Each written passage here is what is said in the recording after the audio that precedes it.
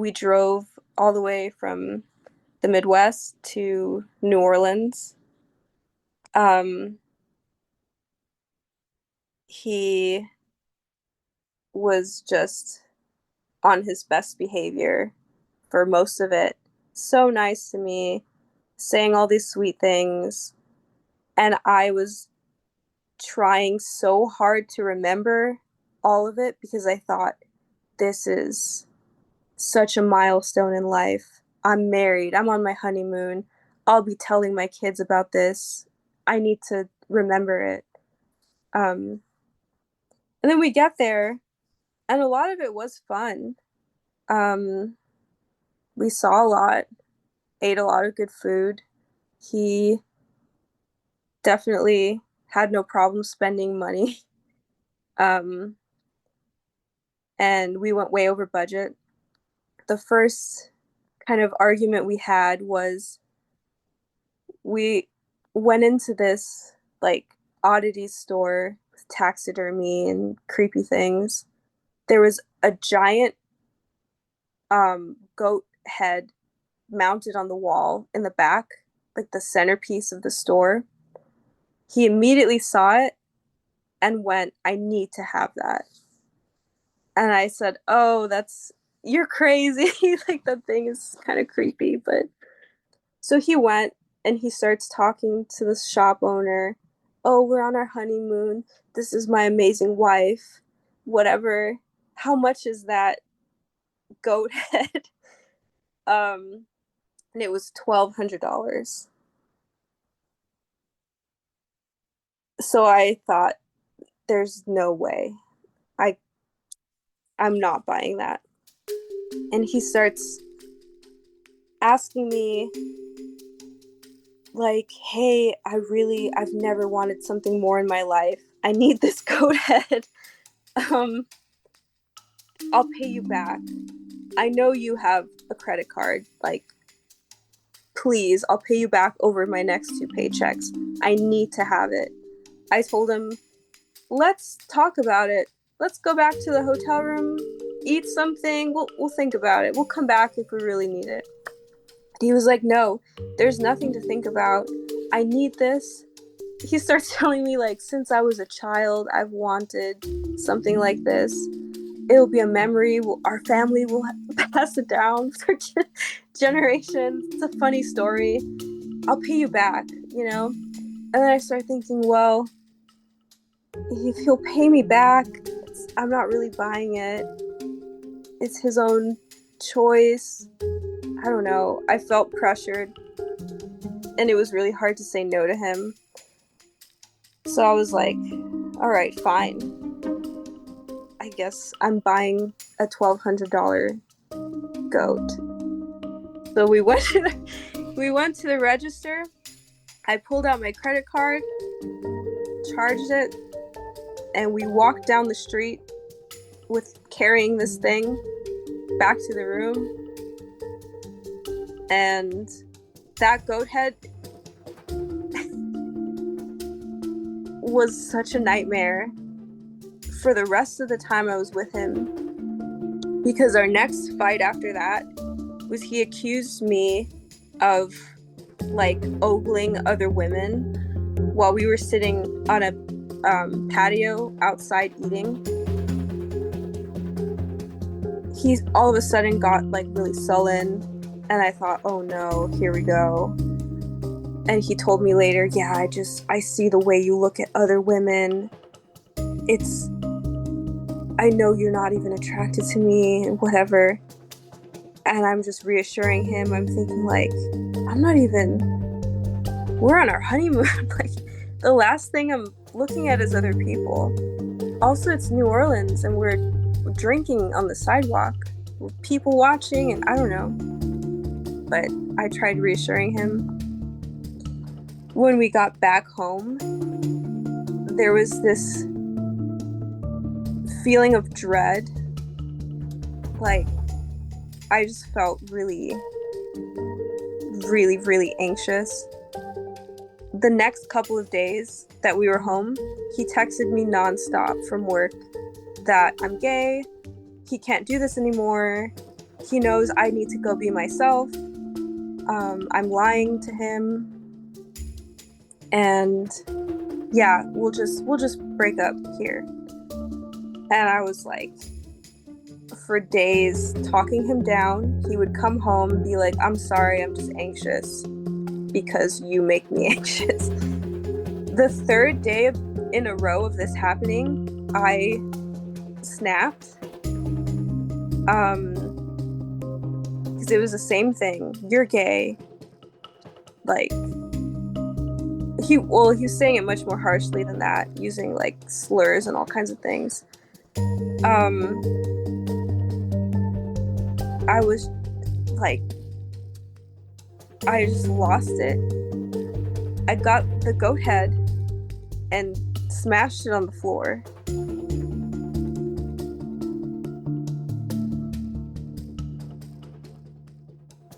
I'm Donna Anderson, and this is True Love Fraud Stories.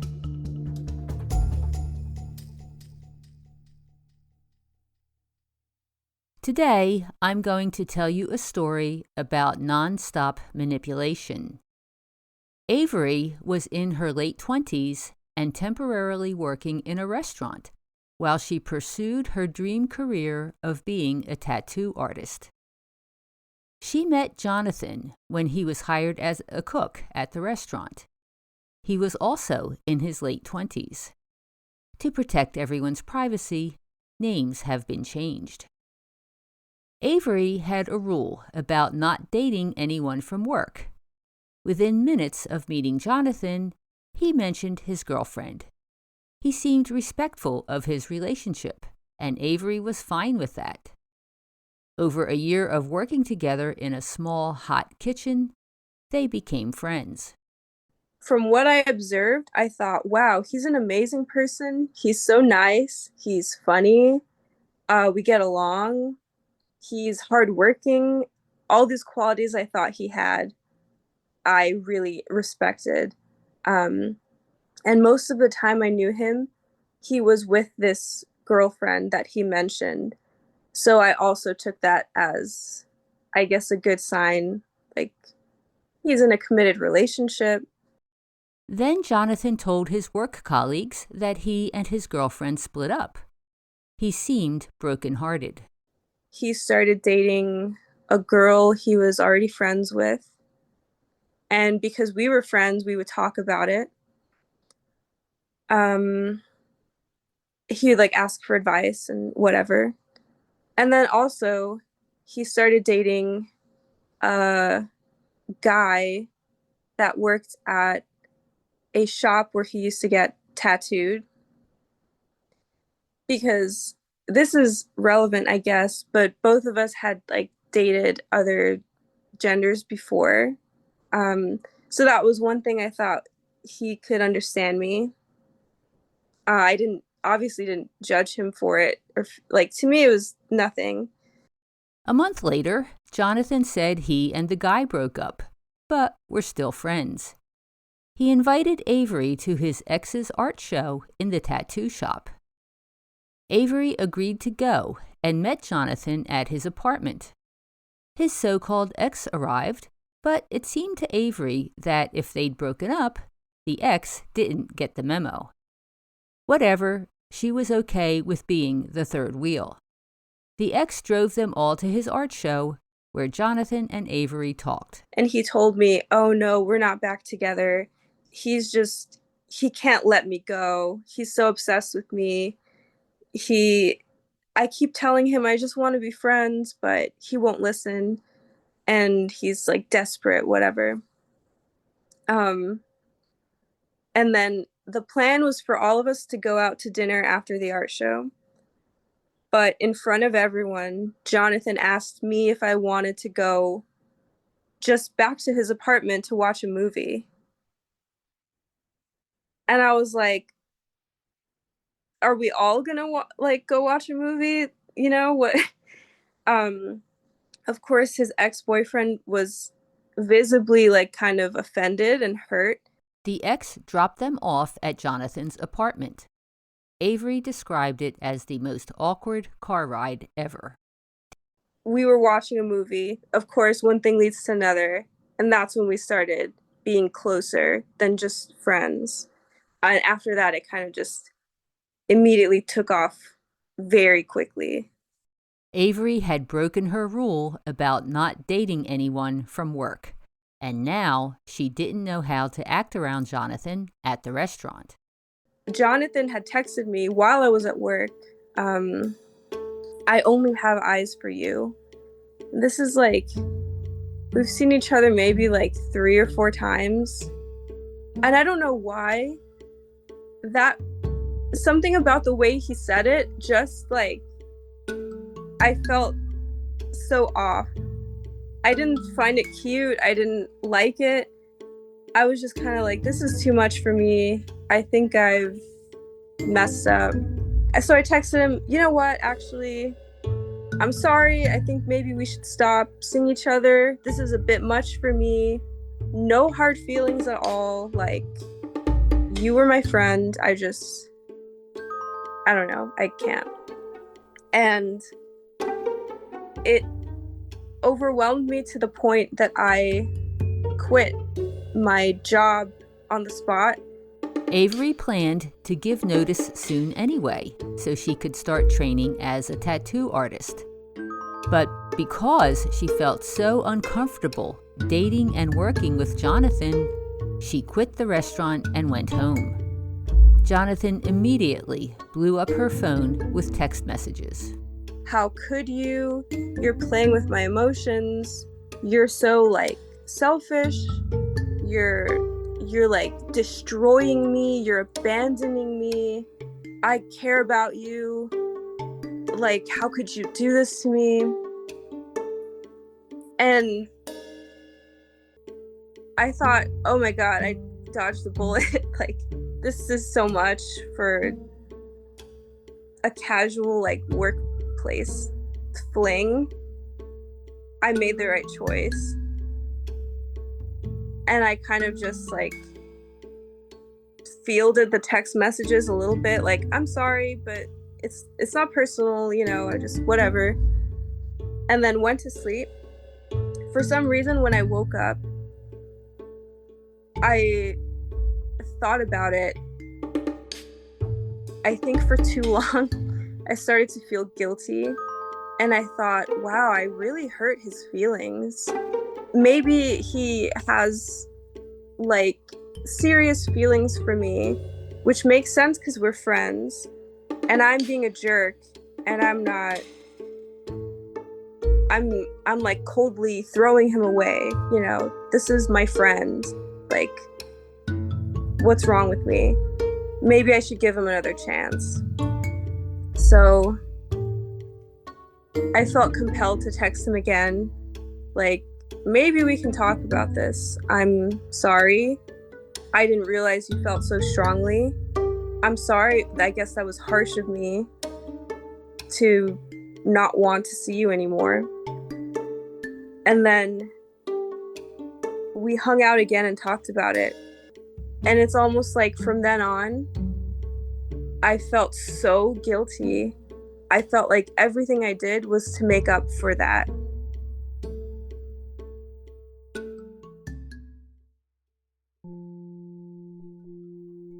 If you're wondering if someone in your life is a narcissist, sociopath, or psychopath, and you need advice on escape and recovery, talk to Donna. Donna Anderson, author of LoveFraud.com and host of True Love Fraud Stories, offers personal consultations. Since she founded Love Fraud in 2005, Donna has collected more than 10,000 cases. So she's probably heard a story like yours before. You're certainly not alone. Donna is also a certified Reiki master. Reiki is a healing approach for stress reduction and relaxation. Donna combines this with her deep emotional release technique to help you let go of the pain of your experience. Book your session today at lovefraud.com/talk to Donna. Avery and Jonathan resumed their relationship, but her new boyfriend continued his clingy behavior. It was kind of the same pattern of he would text me a lot saying that he's so anxious, and it would kind of make me anxious as well. Um, he's like, I'm afraid you're gonna leave me, you're gonna hurt me. Um, I've been through so much in my life. I'm very sensitive. So, of course, I felt bad for him and almost wanted to show him, like, no, this doesn't have to be one more thing that hurts you. It was October when Avery began her involvement with Jonathan. At the time, she was in a good place in her life. Avery was independent, planning her new career, and saving money. She was moving toward what she really wanted: marriage and a family. So once we started dating, it was almost like this fantasy, like, oh, we're best friends, we get each other so well. And he was saying things that I'm sure he thought I wanted to hear. Like, I only have eyes for you. I have never felt this way. I know this is crazy, but you're so amazing. Like, so this is also my fault because I was so, like, infatuated with him. That I was thinking, like, this feels so intense. It is true that I've never felt this way before because it's extreme. So I thought maybe that means something. Maybe, like, this is my soulmate. We'll get married. Like, my life is falling into place. So as I was literally at the moment I was thinking about this to myself, he texted me, I know this is really crazy to say this, but I just got this feeling, like, I feel like you're the love of my life. We should get married. And I was so infatuated that I was like, wow, it's a sign. I was just thinking the same thing. Like, what are the chances? Avery broke her lease and moved in with Jonathan. In December, they got married in their living room. There were no wedding guests, just the chef that they both had worked for, who was a minister. Avery's parents were happy for the newlyweds, although sorry that they missed the ceremony. And of course, I was like, wow, this is amazing. My life is coming together. Like, I thought it was great.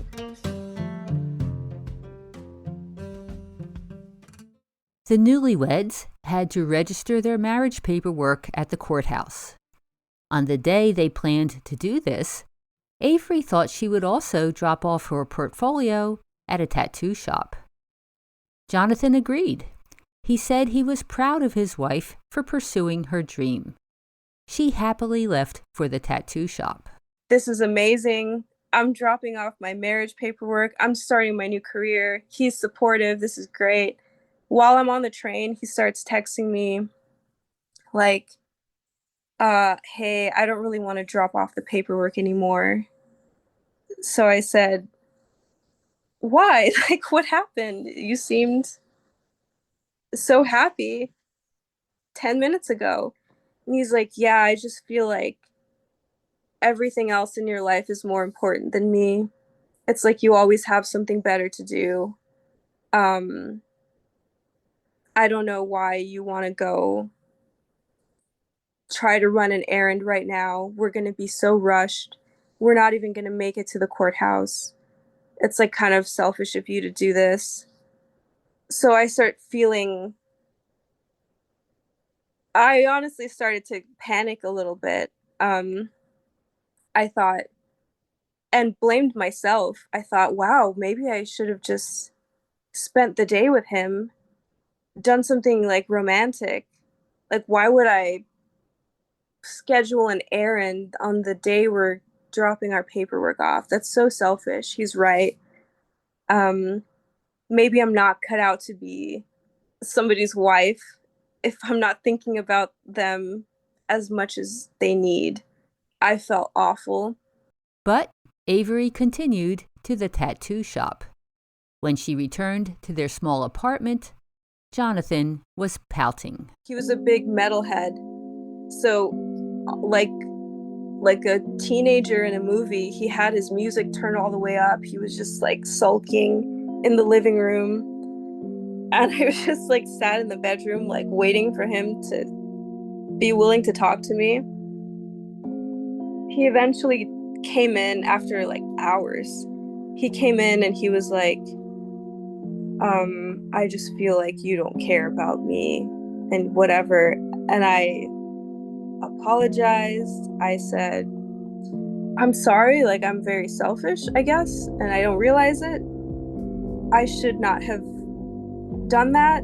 This day should have been about us. I'm sorry. Then we get over it, we go to dinner, it's fine. But things like that started to happen where I would do something that I thought was normal, like I'm going to the gym, see you later. And it would be like, you always have somewhere better to be. It's like you're running away from me. You're like, you left the house in such a rush. I feel like you hate me. And I felt like I started to stop doing my personal things so that he wouldn't feel that way. Because I thought, I'll just show you that you're important to me, more important than the gym. Jonathan was jealous not only of Avery's time, but of her friendships. He accused her of sleeping with all her friends and of not being attracted to him. It was so extreme, the ups and downs, because one day it's like, you're the most amazing person I have ever met. And the next day it's like, I don't know about you. You seem really shady. I think you're cheating on me. And you're not even attracted to me. And I'd just be like, so confused. Eventually, Avery started training for her tattooing career. She was working, but not earning any money. So she took a part-time job cooking breakfast at a restaurant. I'd have to be there at 6 in the morning. And he would keep me up till like 3 or 4, saying, I never see you anymore. Like, please stay up with me. Let's watch TV. Um, you always have other things to do. I feel like we're growing apart. And it's been weeks, and he's like, we're growing apart. It's like we're gonna become just roommates. You know, you're my wife. We should go to sleep at the same time. So I would stay up with him. I would spend my whole day, 6 in the morning, cooking until 3 p.m. I would go to the tattoo shop and learn. I would come home, make dinner, clean up after both of us, and then stay up and watch him play video games till like 3 in the morning, running on 2, 3 hours of sleep, but thinking like, well, maybe I can fit a nap in between work and training. Like, I was trying to figure out a way to get sleep, but also do whatever he wanted me to. On her days off, Jonathan asked Avery to stay home because a package was arriving. If she wanted to hang out with friends, Jonathan blew up her phone, accusing her of cheating on him. He would accuse me of being gay a lot, which I thought was bizarre coming from someone who dated men too. If Avery was home, Jonathan kept calling and texting. If she didn't respond, he left work and came home to talk to her in person. She felt on edge all the time. Avery stopped seeing her friends, stopped going to the gym, stopped everything. But of course, he would do all of the things that he didn't want me to do. He's like, oh, is it okay if I have a drink with my ex? Is it okay if I give my ex a job at the restaurant? things like that. Can my other ex come to our wedding? Avery was confused, anxious, and sleep deprived. She didn't know what to do. Although she had never asked her mother for dating advice, this was different. Maybe her mother could help her navigate her marriage. When I would ask her for advice, I'd tell her this crazy story like, I'm locked out of the house. He's saying he wants to kill himself because of me. I don't know what to do. I'm like outside in the alley. Like, how can I fix this?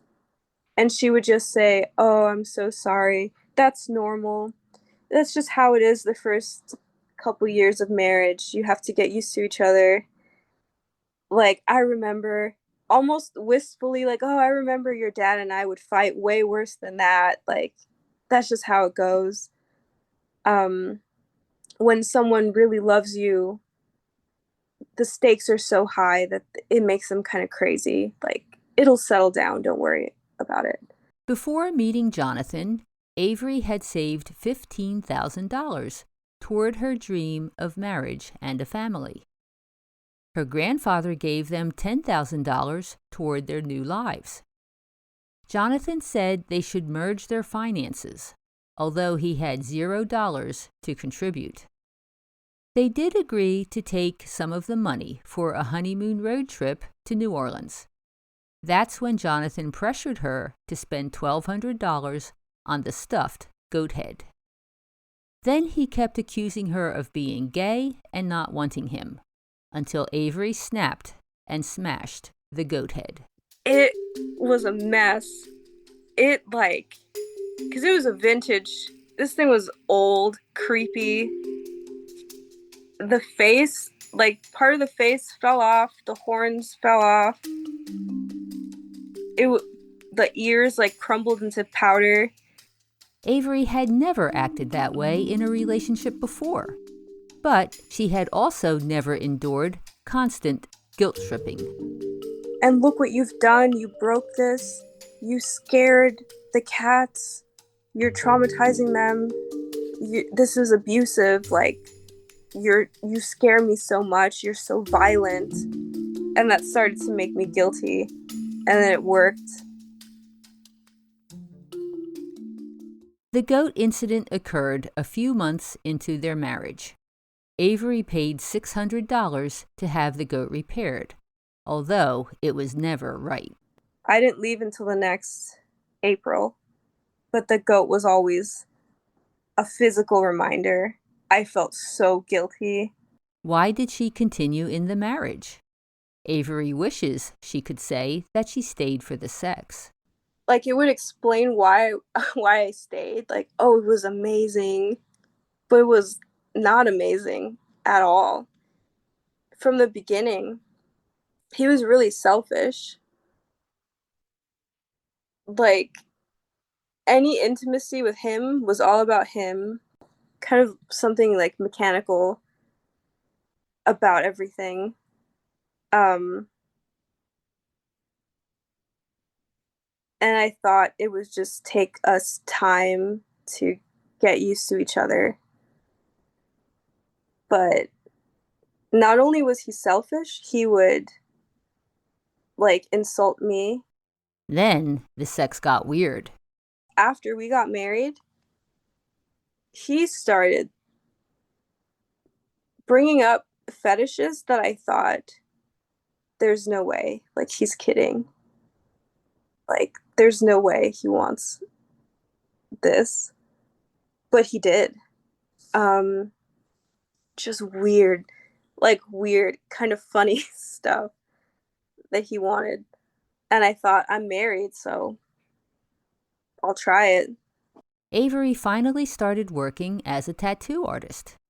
The shop, however, was in a bad neighborhood. Sometimes she heard gunfire. One incident was frightening. My coworkers went outside, I think to smoke or something. And as soon as they stepped outside, I heard like 5 gunshots one after the other, directly across the street from us. But I couldn't tell where it was coming from or what was happening. I don't know why in my mind at the time I thought that's a lot. That's so many shots. That can't be for one person.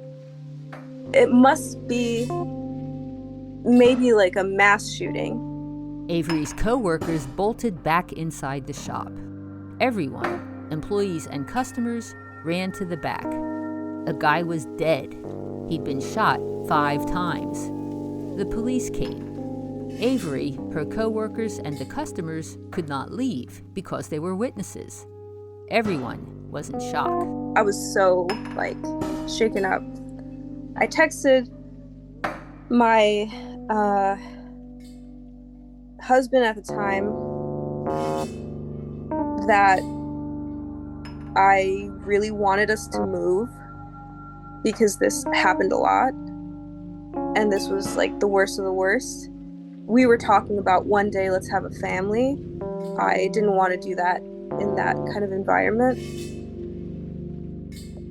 And he basically texted back, you're just trying to get me to hate our apartment. Because we had just moved into a new apartment. Same bad neighborhood, but luxury building now. So he was like, but I love our apartment. You want me to hate it. It's not good enough for you. Nothing's good enough for you. I said, no. We all just saw a man die. That's not what I'm saying. I'm really overwhelmed right now. And I just want support from you right now. He texted me back, oh, so now I'm not good at supporting you either. I'm not good at anything. I should just kill myself. I'm gonna walk into traffic right now. I can't do anything right with you. It's always about you. So it was just this back and forth. And he's like, you make me want to kill myself. I can't do anything right. I cry every time I'm in the shower because of you. I'm in the kitchen right now crying. You're gonna leave me. Just all this stuff. The way he turned it back around. And it worked, and I started to feel guilty. And I said, I'm so sorry you cry in the shower. That's horrible. What can I do to help you feel better? And then him saying, oh, you're gonna be violent with me tonight. You're gonna, whatever. And I'm like, I just want to go home and go to sleep. Today was a lot. And he'd say things like, but what about me? Now my day's ruined. Word for word, now my day is ruined. So, yeah. Jonathan continued to lay guilt trips on Avery, and he frequently threatened to commit suicide. One time, we were having a really heated argument, and he grabbed a knife from the top of the kitchen, the knife holder, and he gestured like he was gonna stab himself, but of course he didn't. Things like that. He would just say all the time, I want to die. You make me want to drink. You stress me out. You're gonna kill me. You're gonna give me a heart attack. I'm so stressed. It's your fault, How did this affect Avery? I felt so guilty. I don't know why. I just really took everything he said at face value. If he was crying, I thought, oh my God, he's hurt. But knowing what I know now, a lot of that was just acting. Because when I left at first, I thought, this is just a really troubled guy who cannot regulate his emotions. Maybe he's traumatized, who knows? But I think he's just not in control of himself. But I actually now think he's in a lot more control of himself than I thought, which is creepier. Soon after the shooting incident, their relationship clashes came to a head. Avery and Jonathan both had colds. They'd both been sick for a week, coughing and sneezing. One night, Jonathan fell asleep, but Avery was still awake. So I got a tissue and I like very quietly blew my nose. I had been blowing my nose all week and there was no problem. And I did it so quietly, it sounded like blowing out a candle. Because when he woke up, the first thing he asked me was, "What are you blowing on?" And I said, "Oh, sorry, like, I'm just blowing my nose. Go back to sleep. I didn't mean to wake you up." And he freaked out immediately. So he told me, "I never sleep. I'm so sleep deprived. You're killing me. I'm stressed. I'm going to have a heart attack and a panic attack and cry and throw up and all this stuff." Because I woke him up, it scared him so badly that he was beside himself. And I'm like, "I'm so sorry. I didn't mean to. I didn't think that would wake you up. It hasn't all week, let alone all year. Like, where is this coming from?" I was trying to calm him back down. He would not calm down. He got up. He was pacing back and forth. "I'm gonna die. I'm whatever." And then he got like on the bed, like in my face, and said, "You're so loud. You're like shaking the whole bed with how you're blowing your nose like this." And he like snorted in my face. And then I was just a little overwhelmed. I started crying. I went to sleep on the couch. I said, "Just let me sleep here. You sleep there. We won't wake each other up." He's like, "No, this is how it starts. You're divorcing me. You're escalating things. You're my wife. You need to sleep next to me." It was 2 a.m. Jonathan wouldn't stop. Avery left their apartment and went down to the lobby. And I was just down there trying to collect myself. Meanwhile, Jonathan is texting me, "I'm dying. I'm choking on my tongue. I'm throwing up. I'm having a heart attack." I'm just like trying to figure out what to do. I did not feel comfortable going back up there because he would do crazy things. He would like punch walls. He would throw things.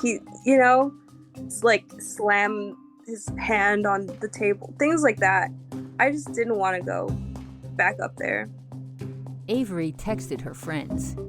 She was afraid that if she went back, she would forgive Jonathan, stay with him, and his bad behavior would continue. One of her coworkers offered to come pick her up. Avery stayed on her friend's couch for a few days. When Jonathan was at work, she went back to the apartment with her coworkers. They retrieved her things and put them in a storage unit.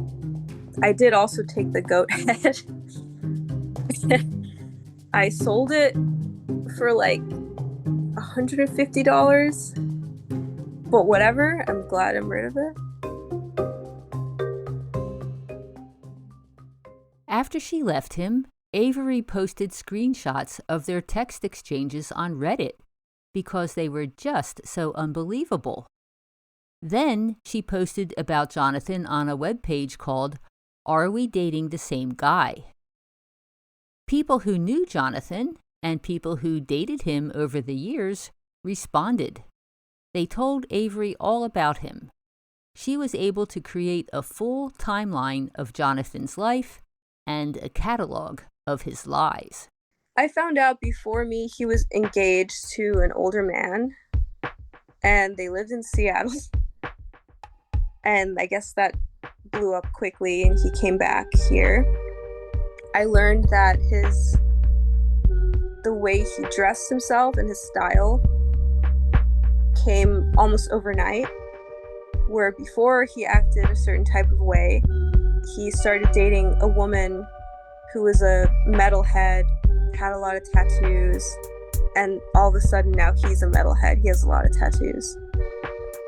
Someone messaged me, "Oh, you were married to him. I'm surprised he married a woman." I learned from his childhood neighbor that he's been just off and very manipulative since they were young kids.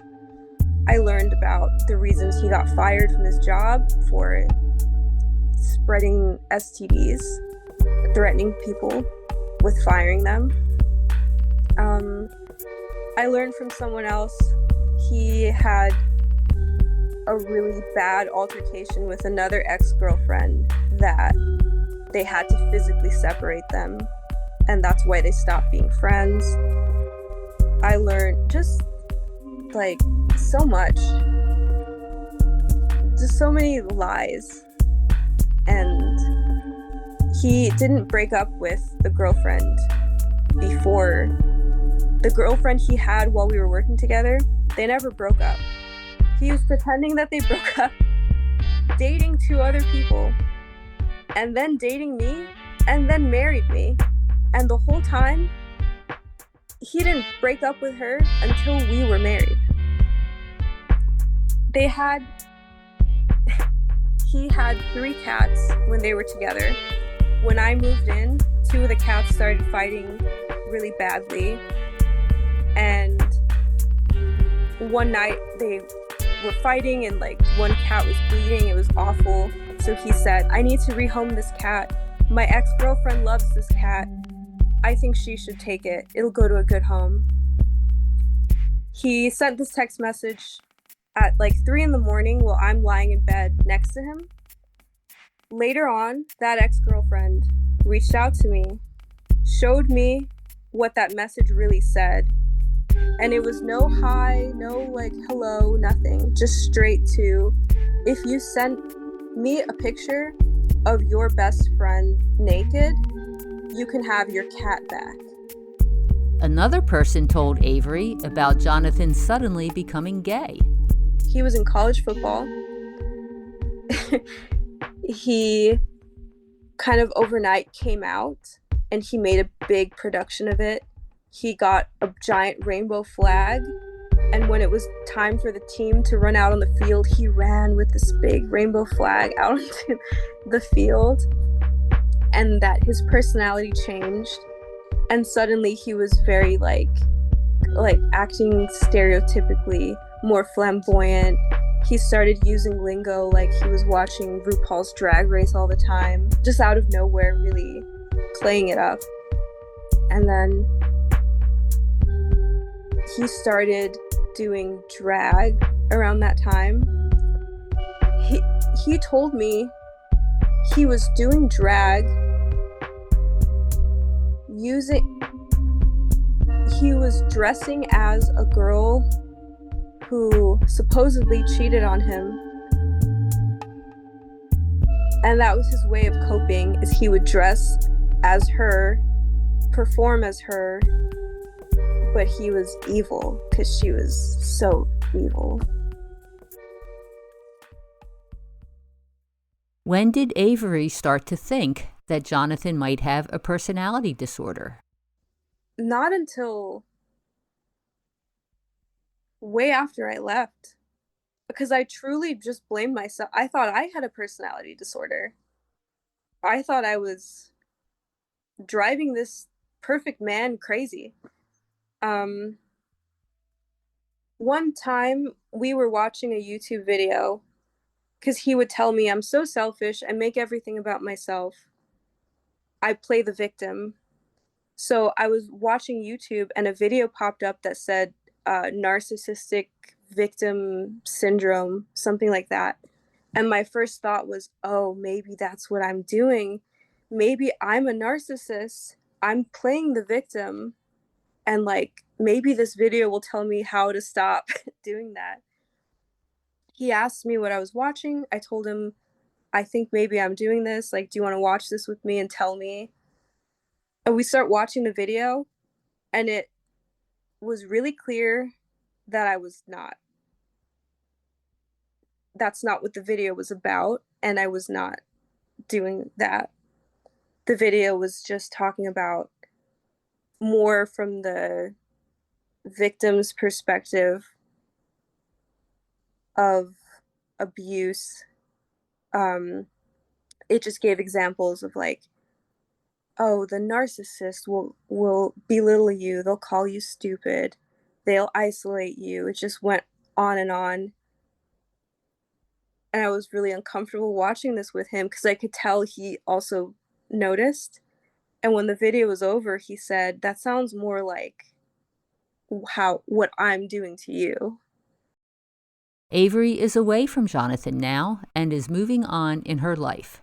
But recovery took time. I had a really, really dark year after this. I lost a lot of friends. Um, I have a new career, which is good, but I feel like the best way to describe it is I feel like a dog on the street, you know, where I felt like really reactive. Like people would be like, "Oh, a dog! I want to pet the dog," and I'd be like, "Bite." You know what I'm saying? Like I felt very like everyone is cannot be trusted. I was so angry, like like full of rage all the time. I would think about everything and like just go to my car and just feel so overwhelmed, would like cry all the time. I was very irritable with small things that normally wouldn't bother me, like road rage type of things. Um, Everything irritated me. I was so obsessed with because a lot of people were telling me, "Oh, he sounds like a narcissist." That's classic. I started reading up on personality disorders just to explain what happened because it was so bizarre. For most of that year, that's all I could think about. I was so obsessed from the time I woke up until I went to sleep. I was listening to podcasts, watching YouTube, reading books, trying to understand what happened. Why would someone act like that? How can I avoid it in the future? I think only recently I've started to be able to focus on other things. But true, like I just didn't care. I've I used to like to watch cooking or travel videos. Like it nothing interested me besides figuring out what happened. Um I was really isolated. My friends were an amazing support, but even then sometimes we would have a conflict or I would see them do something that made me feel like, oh no, maybe I can't trust them either. Maybe they're lying. Like, I would get paranoid and kind of isolate myself again. Um, I couldn't eat like hardly anything while I was with him, and also after. I just really lost my appetite. Only now, recently, I'm starting to feel a little bit better. I do owe a lot of that to dating somebody who's really nice. Um, I wish I could say like, oh, I did it myself. I healed, but I don't know why it's been so helpful so quickly to have somebody be patient with me and trustworthy. Kind of, if I felt like a rabid dog on the street, I feel like he like left out bowls of water and just like walked away. He's like, you can have some water if you want, it's fine. Or he would leave like a treat or something. Eventually I warmed up to him, and I feel like a lot calmer lately. I hope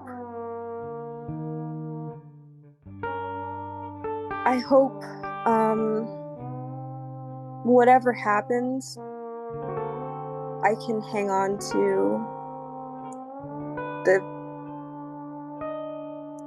like improvements.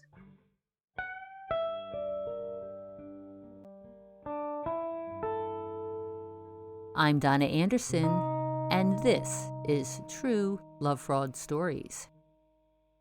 Avery truly wanted marriage and a family, but not like this. She's in the process of getting a divorce. The stuffed goat head was symbolic of Avery's experience.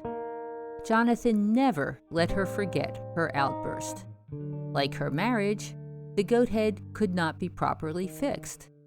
One of its eyes was put in sideways. To see a picture of it, go to the page for this episode on podcasts.lovefraud.com. This wasn't a real marriage. It was almost like a hostage situation where Jonathan kept Avery trapped through guilt. In the next episode of True Love Fraud Stories, I'll talk to Mandy Friedman, a licensed professional clinical counselor.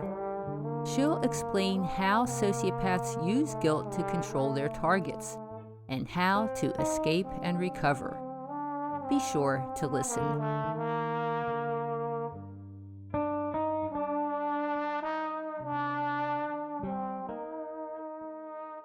So, why did you want to share your story? I think I've started to forget a lot of it, which I think is good, but somehow I feel really hesitant to let go because it was so insane. I don't know. I feel like if I could get all of it out somewhere, okay, it exists, I can move on. I hope that it helps, because when I was very obsessed with this topic, I think I would have loved to hear something like this. I found your podcast afterwards. So hopefully if anyone else recognizes patterns in their own life, I hope they can really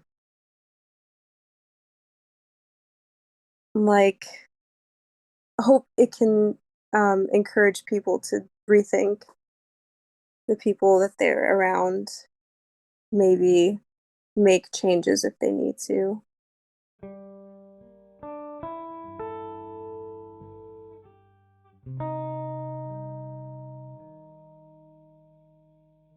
True Love Fraud Stories is produced by lovefraud.com. For more information about this story, other great stories, or if you'd like to share your story, visit podcasts.lovefraud.com. Engineering is by Terry Kelly. To learn how to recognize and recover from everyday sociopaths, visit lovefraud.com. You'll find articles, books, and webinars. You can also make an appointment with me, Donna Anderson, for advice on dealing with and recovering from a disordered individual. Book your session today at lovefraud.com/talk to Donna. Also, I invite you to my Love Fraud Live YouTube show. I talk about how to spot, escape, and recover from sociopaths, and then I answer your questions. It streams live every Tuesday at 8 p.m. Eastern Time. I look forward to seeing you there.